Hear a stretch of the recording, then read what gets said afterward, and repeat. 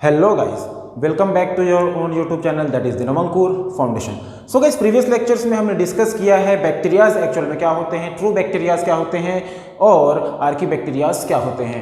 हमने ये भी डिस्कस किया कि जो मोड ऑफ रिप्रोडक्शन होता है बैक्टीरियाज में वो एक्चुअल में दो तरीके से होता है। पहला होता है असेक्सुअल रिप्रोडक्शन, जिसको हमने फिर से दो कैटेगरीज में डिवाइड करके पढ़ा, जिसमें हमने पहला डिस्कस किया था बाइनरी फिजन और दूसरा हमने देखा था स्पोरिलेशन और बाई एंडोस्पोर्स। तो दो तरीके से असेक्सुअल रिप्रोडक्शन हुआ और हमने ये भी देखा कि जो सेक्सुअली रिप्रोडक्शन की बात की जा रही है एनसीईआरटी में, वो एक्चुअल में सेक्सुअल रिप्रोडक्शन नहीं होता है। वो एक्चुअल में जो होता है जीन रिकॉम्बिनेशन के थ्रू सेक्सुअल रिप्रोडक्शन की बात की गई है वहां पास। तो हमने यहाँ तक की डिस्कशन को प्रीवियस लेक्चर्स में कर लिया है। अब हम लोग जो हमारा लास्ट टॉपिक है बैक्टीरियाज का, उसको स्टार्ट करने जा रहे हैं, जिसका नाम है माइकोप्लाज्मा, जिसको आप लोग पीपीएलओ के नाम से भी जानते हैं। तो चलिएगा उसी के बारे में हम लोग डिस्कस करते हैं और देखते हैं कि एक्चुअल में माइकोप्लाज्मा क्या होता है। Mycoplasma, Nocard and Roux discovered PPLO. देखिए भाई, यहां पर जो साइंटिस्ट के नाम है, पहला है नोकार्ड और दूसरे हैं रॉक्स। तो इनको आपको याद रखना है कि इन्होंने सबसे पहले डिस्कवरी की थी किसकी, पीपीएलओ या फिर माइकोप्लाज्मा की। इनको स्पेशली प्लूरोनिमोनिया लाइक ऑर्गेनिजम्स कहते हैं, पीपीएलओ का फुल फॉर्म है। और याद रखेंगे आप लोग एमएलबीज, माइकोप्लाज्मा लाइक बॉडीज। तो इनको स्पेशली पीपीएलओ और एमएलबीज कह देते हैं, तो स्पेशली आप लोग याद में रखेंगे। नेक्स्ट है the term mycoplasma was coined by Novak in 1929। तो 1929 में ये टर्म दे दिया किसने, नोवैक ने। तो इस चीज को भी आप लोग थोड़ा सा ध्यान में रखेंगे। इस साइंटिस्ट का नाम काफी इंपॉर्टेंट है, जो कि हमारे एनसीईआरटी में नहीं दिया हुआ है बट एग्जाम्स में पूछ लिया जाता है। तो स्पेशली याद रखेंगे कि mycoplasma term is coined by the Novak. Okay, next the next one is smallest living cell. देखिए भाई, जो स्मॉलेस्ट लिविंग सेल है इस दुनिया के अंदर, जितने भी लिविंग सेल्स हम लोग डिस्कस करेंगे आगे चल के और हमने अभी तक डिस्कस किए हैं, उनमें से सबसे जो छोटी जो सेल पाई जाती है वो एक्चुअल में होती है माइकोप्लाज्मा, जिसका साइज होता है 0.1 माइक्रोमीटर टू 0.3 माइक्रोमीटर के आसपास। एग्जाम्पल याद रखेंगे, यहाँ पास जिस माइकोप्लाज्मा के सेल की बात की जा रही है, जिस माइकोप्लाज्मा की बात की जा रही है वो एक्चुअल में है माइकोप्लाज्मा गैलीसेप्टिकम। गैलीसेप्टिकम जो है एक माइकोप्लाज्मा का टाइप है, जिसमें उसकी साइज है हमारे पास 0.1 माइक्रोमीटर टू दी 0.3 माइक्रोमीटर। तो इस चीज को आप लोग थोड़ा सा ध्यान में रखेंगे। क्लियर है? एग्जाम्पल थोड़ा सा ये वाला काफी इंपॉर्टेंट है, साइज भी काफी ज्यादा इंपॉर्टेंट है। नेक्स्ट, यूनिसेल्युलर होते हैं। Obviously we are discussing prokaryotes. Prokaryotes जो होते हैं वो ऑब्वियसली यूनिसेल्युलर होते हैं। क्लियर है? They can survive without oxygen. ये चीज आप लोग याद रखेंगे, ये काफी इंपॉर्टेंट है। ये एनसीईआरटी में भी मार्क्ड है कि ये लोग यूनिसेल्युलर होते हैं और they can survive without oxygen. ये लोग बिना ऑक्सीजन के भी क्या कर सकते हैं, सर्वाइव कर सकते हैं। एज इट इज ये लाइन उठा के पूछ लिया जाता है एग्जाम्स में, तो बिल्कुल भी आप स्टार में याद रखेंगे कि 5 स्टार क्वेश्चन बन सकता है यहां से। क्लियर है? Next, they can change their shape. Obviously मतलब जो माइकोप्लाज्मा होते हैं वो लोग अपना शेप चेंज कर सकते हैं भाई। क्लियर है? कभी राउंड शेप के हो गए, कभी स्फेरिकल हो गए, है ना, कभी क्या हो गए, ऐसे हो गए, कभी ऐसे हो गए, ठीक है, लाइक दिस, ठीक है, कभी ऐसे हो गए, है ना, तो कभी ये लोग कैसे हो गए, ऐसे हो गए। तो इनकी शेप जो होती है, ये लोग कभी भी शेप को अपने क्या कर सकते हैं, चेंज कर सकते हैं। They have a capability to change their shape. इसलिए इनको बोल दिया जाता है जोकर ऑफ प्लांट किंगडम। तो ये चीज भी आप लोग याद रखेंगे स्पेशली कि joker of plant kingdom is known as the mycoplasma. तो काफी इंपॉर्टेंट लाइन यहाँ पास है, हम लोग काफी इंपॉर्टेंट पॉइंट्स वही डिस्कस कर रहे हैं यहाँ पास, जो एग्जाम्स में पूछे जा सकते हैं। तो इस स्पेशली आप लोग याद रखेंगे बच्चों। क्लियर है? Next, they can pass through bacterial proof filter. Bacterial proof filter के बारे में मैं आप लोगों को बता दूं कि एक्चुअल में जो बैक्टीरियल प्रूफ फिल्टर होता है, आप लोगों ने चाय छन्नी देखा होगा, क्लियर है, जिसमें चाय को छाना जाता है। तो उसमें क्या हो जाता है, जो चाय पत्ती होती है उसको जब हम ऊपर से डालते हैं तो वो क्या हो जाता है, ऊपर में रुक जाता है और चाय जो रहती है, हमारा जो लिक्विड होता है वो नीचे कप में आ जाता है। तो यहाँ पास क्या है, वो चाय छन्नी है। वैसे यहाँ पास बैक्टीरिया छन्नी की बात की जा रही है, जिसमें जब छन्नी में उसको गुजारा जाता है, जब छन्नी से, तो क्या हो जाते हैं, बैक्टीरियाज ऊपर में रुक जाते हैं और नीचे जो मटेरियल जाने वाला है वो चले जाता है। क्लियर है? लेकिन इनकी साइज काफी ज्यादा स्मॉल होती है, जो कि होती है 0.1 माइक्रोमीटर टू दी 0.3 माइक्रोमीटर। इतने स्मॉल होने की वजह से ये लोग क्या कर जाते हैं, बैक्टीरियल प्रूफ फिल्टर से भी ये लोग क्या हो जाते हैं, पार हो जाते हैं। इस चीज को आप लोग थोड़ा सा ध्यान में रखेंगे। नेक्स्ट, इनमें सेल वॉल बिल्कुल नहीं पाई जाती, स्पेशली ये भी एनसीईआरटी में गिवन है कि इनमें सेल वॉल प्रेजेंट नहीं होती है भाई, ठीक है। चलिएगा next, cell membrane is highly flexible. इनकी जो सेल मेम्ब्रेन होती है वो काफी ज्यादा फ्लेक्सिबल होती है, इसी वजह से ये लोग अपने शेप को क्या कर लेते हैं, चेंज कर लेते हैं, और इन्हीं की वजह से इनको बोल दिया जाता है जोकर ऑफ प्लांट किंगडम। तो यहां पास जो याद रखने वाली बात है वो ये है कि इनकी जो सेल मेम्ब्रेन होती है वो काफी ज्यादा फ्लेक्सिबल होती है ड्यू टू लिपोप्रोटीन। जो लिपोप्रोटीन होता है उसी से बना होता है इसका क्या, सेल मेम्ब्रेन, जिसके वजह से ये लोग अपना शेप को क्या कर लेते हैं, इरेगुलर शेप कर सकते हैं, मतलब चेंज कर सकते हैं ये लोग। क्लियर है, तो इस चीज को भी आप लोग याद में रखेंगे, और स्पेशल है भाई, ये स्पेशल कैरेक्टरिस्टिक है। क्लियर है। Next, DNA is linear not circular. इनमें जो डीएनए होता है वो एक्चुअल में आपको लीनियर देखने को मिलेगा, सर्कुलर देखने को नहीं मिलेगा। यहां पास मैं ड्रॉ कर देता हूं आप लोगों के लिए डायग्राम। देखिए डीएनए 2-3 प्रकार के होते हैं, हम लोग 2 ही बात करते हैं। एक तो होता है सर्कुलर डीएनए, जो क्या होता है, एक पॉइंट से स्टार्ट होगा और उसी पॉइंट पे आके क्या हो जाता है, जुड़ जाता है। ये सिंगल स्ट्रैंडेड सर्कुलर डीएनए की बात हुई। यहां पास मैंने डबल स्ट्रैंडेड डीएनए ड्रॉ कर रहा हूं, तो यहां पास डबल स्ट्रैंडेड डीएनए ड्रॉ हो गया। अगर अपन बात करें, लेकिन यहां पास क्या है, ये सर्कुलर डीएनए है। अगर हम लोग बात करें लीनियर डीएनए की, तो जो लीनियर डीएनए होता है वो कुछ ऐसा दिखता है। क्लियर है गाइस। बट यहां पास जो डीएनए होगा वो होगा डबल स्ट्रैंडेड लीनियर डीएनए। तो इस चीज को आप लोग याद रखेंगे कि यहां पास सर्कुलर डीएनए नहीं होगा, यहां पास लीनियर डीएनए प्रेजेंट होगा।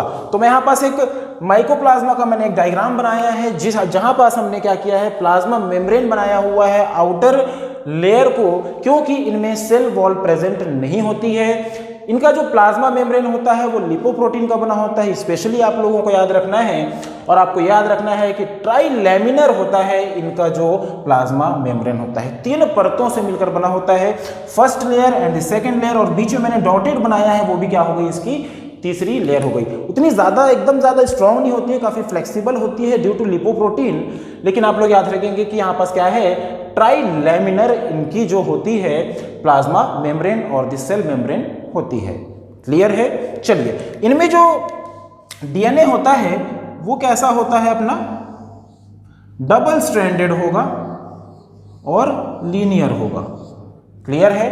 तो स्पेशली याद रखेंगे, दिस इज द डीएनए।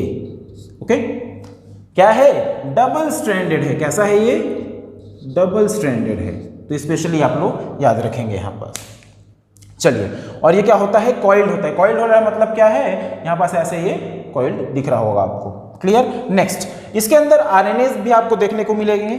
मान लीजिए कि दिस इज दी आरएनए, ये भी मान लेते हैं अपना क्या है, डबल स्ट्रैंडेड है। क्लियर है। एक्चुअल में इनमें सिंगल स्ट्रैंडेड होता है, लेकिन हम लोग यहाँ पास ड्रॉ कर सकते हैं डबल स्ट्रैंडेड। अगर आप लोग चाहें तो आप लोग सिंगल स्ट्रैंडेड भी क्या कर सकते हैं, यहाँ पास ड्रॉ कर सकते हैं इस आरएनए को। ये कैसा होता है, सिंगल स्ट्रैंडेड। क्लियर है। नेक्स्ट डिस्कस करते हैं, इनके अंदर प्रोटीन ग्रेन्यूल्स पाए जाते हैं। क्लियर है, प्रोटीन्स पाई जाती हैं, ग्रेन्यूल्स पाई जा सकती हैं। मान लेते हैं कि this is the protein, okay, and this is also the protein. तो ये हो गया हमारे पास क्या, प्रोटीन। इनके अंदर कुछ स्टार्च ग्रेन्यूल्स वगैरह पाए जाते हैं। ग्रेन्यूल्स आप लोग थोड़ा सा ध्यान में रखेंगे कि इनमें क्या पाए जा सकते हैं, ऐसे ग्रेन्यूल्स भी प्रेजेंट हो सकते हैं, ग्रेन्यूल्स।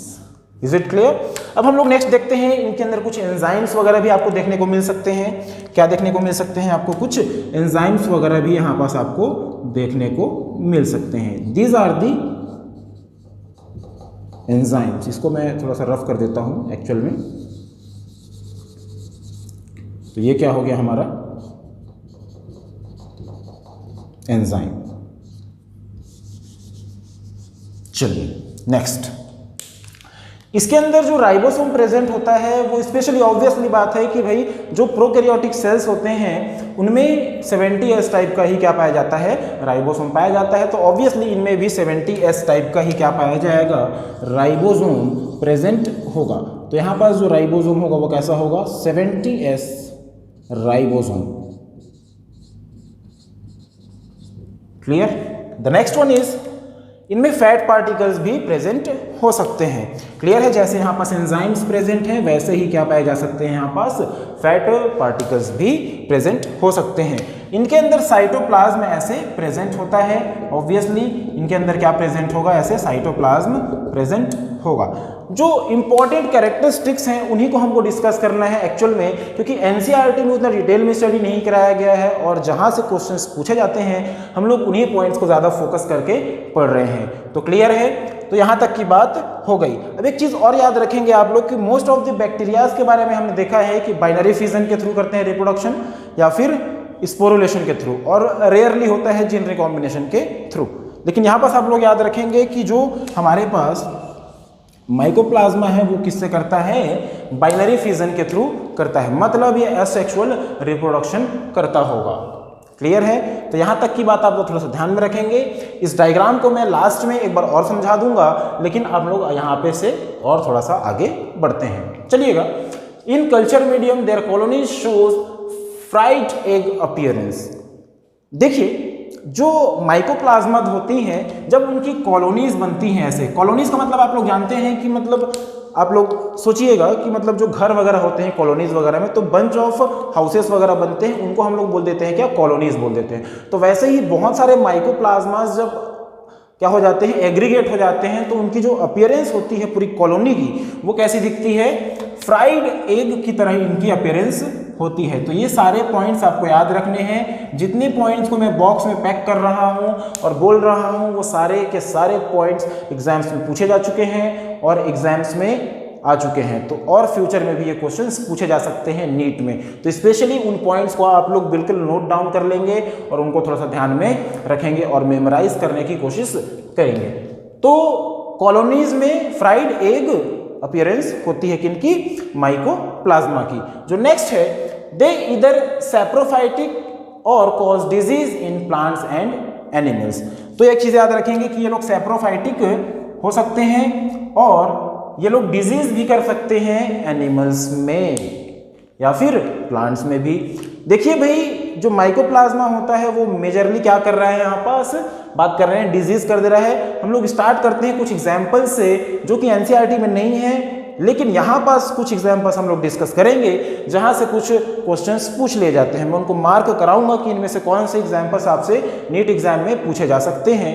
देखते हैं हम लोग, पहला जो है प्लांट्स। प्लांट्स में कौन से डिजीज होता है जो माइकोप्लाज्मा से, उनको डिस्कस करते हैं। पहला होता है little leaf of brinjal.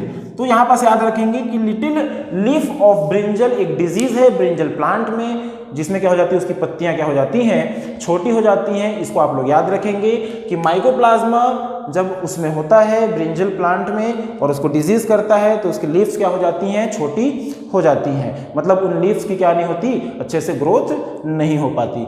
Next है bunchy top of papaya. Bunchy top of papaya एक डिजीज है पपाया के प्लांट में, तो इसको भी आप लोग थोड़ा सा ध्यान में रखेंगे। ये जो है उनमें से आप लोग इस एग्जाम्पल को याद रख सकते हैं, little leaf of brinjal is caused by the mycoplasma. Okay, the next है एनिमल्स में कुछ डिजीज वगैरह कराते हैं, जिनमें से पहला है प्लूरोनिमोनिया इन कैटल्स।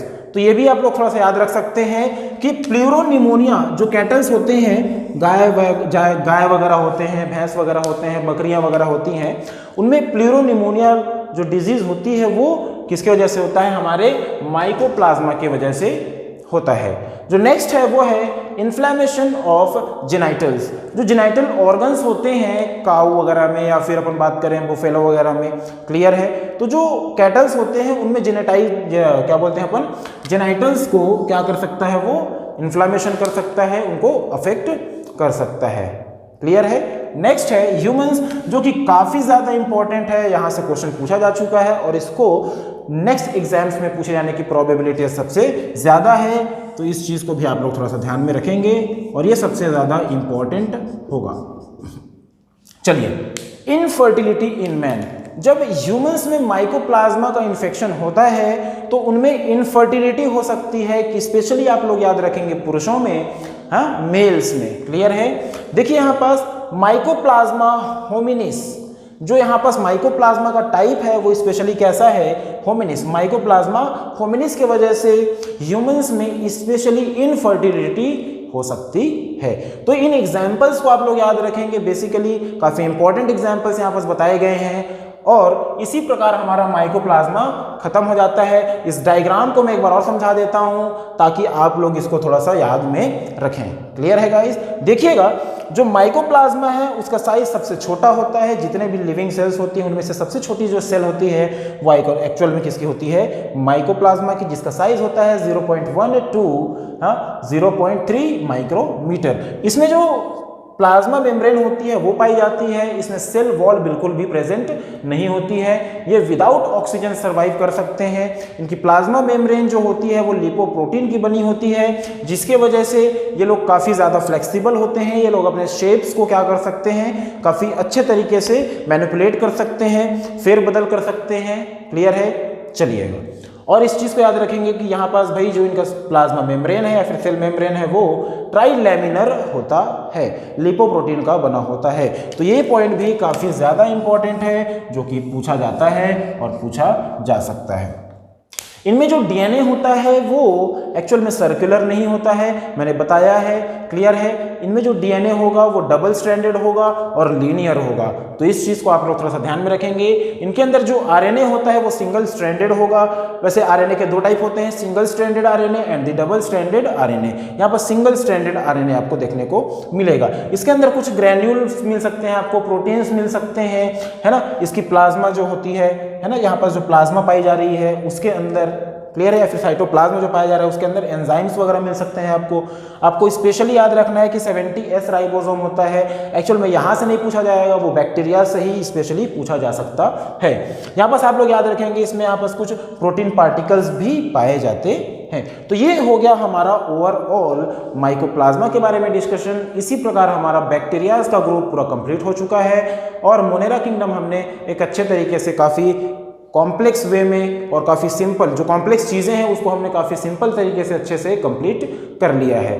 तो होप यू गाइज कि आप लोगों ने जो मोनेरा किंगडम है उसको पढ़ने में काफ़ी एंजॉय किया होगा और आपको सारे के सारे लेक्चर्स काफ़ी पसंद आ रहे होंगे। अगर आपको मोनेरा किंगडम से रिलेटेड कोई भी डाउट वगैरह है तो आप लोग नीचे कमेंट बॉक्स में क्वेश्चंस कर सकते हैं। और अगर आपने इस वीडियो को पसंद किया, अगर आपको पसंद आती हैं वीडियोज़, तो आप लोग इस वीडियो को लाइक करें और इस वीडियो को ज़्यादा से ज़्यादा शेयर करें और हमारे यूट्यूब चैनल को सब्सक्राइब करें। Thank you, all the best.